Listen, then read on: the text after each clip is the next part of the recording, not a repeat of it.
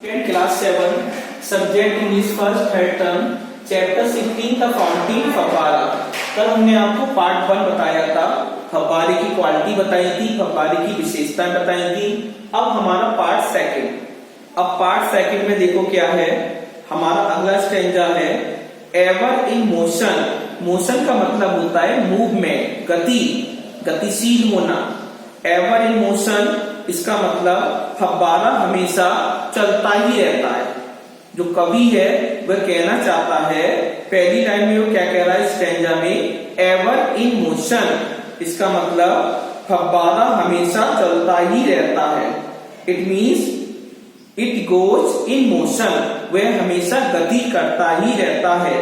ब्लिसम and चियरी, ब्लिसम फुर्ती के साथ हंसता हुआ, एंड चियरी का मतलब होता है very happy person, joyful.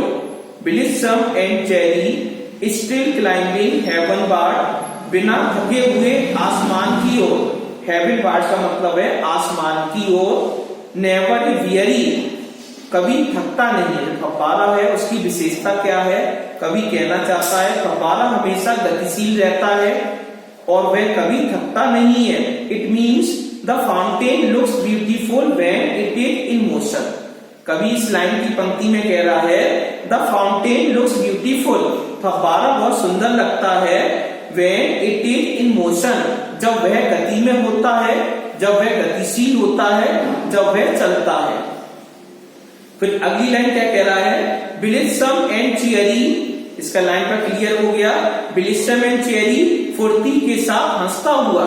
It goes in happy mood, यह ऊपर की ओर जाता है, बहुत ही प्रसन्न दिखाई पड़ता है। Still climbing haven bird never weary, it means it is not tired. कभी कहना चाहता है फव्वारे के थ्रू, क्या कहना चाहता है, इट इज नॉट टायर्ड, यह कभी थकावट महसूस नहीं करता है। इट मीन्स यह कभी थकता नहीं है, बिकॉज क्योंकि it always cheerful and in motion, क्योंकि वह हमेशा प्रसन्न चित्त में रहता है और हमेशा गतिशील रहता है। तो इन 4 पंक्तियों में कवि कहना चाहता है, in 4 lines the poet wants to say, कवि कहना चाहता है that the fountain looks very beautiful when it is in motion।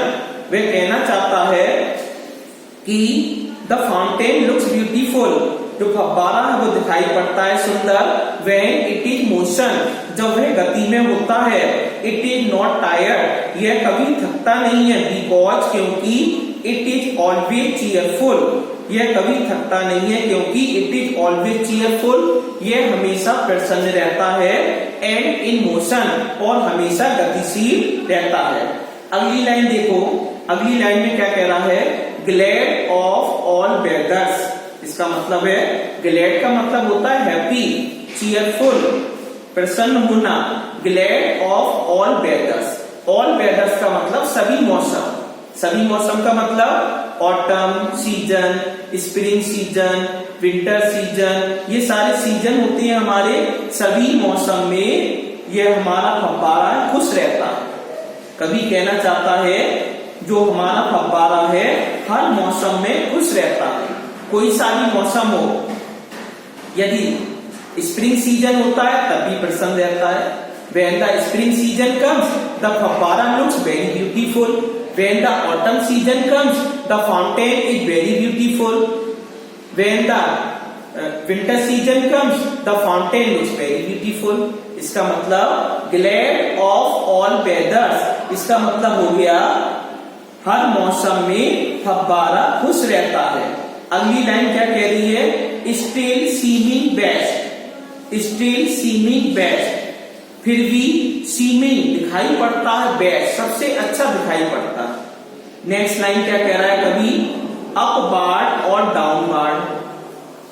Upward का मतलब ऊपर की ओर जाना और डाउनवार्ड का मतलब ऊपर से नीचे की ओर आना। तो इसका मतलब है कवि कहना चाहता है हर मौसम में फव्वारा खुश रहता है। इट मीन्स हर मौसम में फव्वारा खुश रहता है। The fountain looks happy in all weathers. Sentence clear हो गया, the fountain looks very happy in all weathers. हर परिस्थिति में अत्यधिक सुंदर, ऊपर नीचे चलता हुआ फव्वारा क्रियाशील रहता है। हर परिस्थिति में, in any circumstances, in any circumstances, हर परिस्थितियों में, अत्यधिक सुंदर, मोस्ट ब्यूटीफुल, ऊपर नीचे चलता हुआ फव्वारा क्रियाशील रहता है। When it goes upward and comes downward, it looks in motion। जब वह ऊपर जाता है, ऊपर से नीचे आता है, तो वो कैसा लगता है? बहुत ही प्रसन्न लगता है, क्रियाशील रहता है। इट मीन्स इन मोशन, गति में रहता है। क्रियाशील रहना ही उसका आराम है। अगली लास्ट वाली लाइन क्या कवि कहना चाहता है? Motion thy rest, motion thy rest, इसका मतलब है क्रियाशील रहना ही उसका आराम है। क्रियाशील रहना ही उसका आराम है। अब इन पंक्तियों में कवि ने फर्स्ट स्टैंजा में कवि ने किसका प्रयोग किया? सनशाइन का। In the first stanza the poet describes the sunshine. पहले स्टैंजा में कवि ने सनशाइन का प्रयोग किया। It means it was the day of, ये कौन सा है? मतलब सुबह का दिन है। It was a morning, it was a morning, सुबह का दिन था। कभी उसका वर्णन कर रहा है। सेकेंड स्टैंजा में मूनलाइट का वर्णन कर रहा है। In the second stanza the poet describes moonlight. Moonlight कब होती है?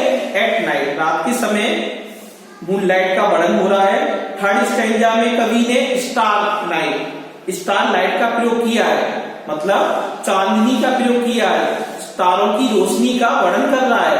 In the third stanza the poet describes the star light. We can see the star light at night. हम रात में तारों भरी रोशनी को देख सकते हैं। और चौथे स्टैंजा में कवि ने यह बताया है कि फव्वारा कभी थकता नहीं है और हमेशा क्रियाशील रहता है। और फिफ्थ स्टैंजा में, पांचवें स्टैंजा में कवि यह बताना चाहता है फव्वारा हर मौसम में, हर परिस्थिति में खुश रहना चाहता है। इस प्रकार हमारा ये पार्ट सेकंड कंप्लीट हो गया।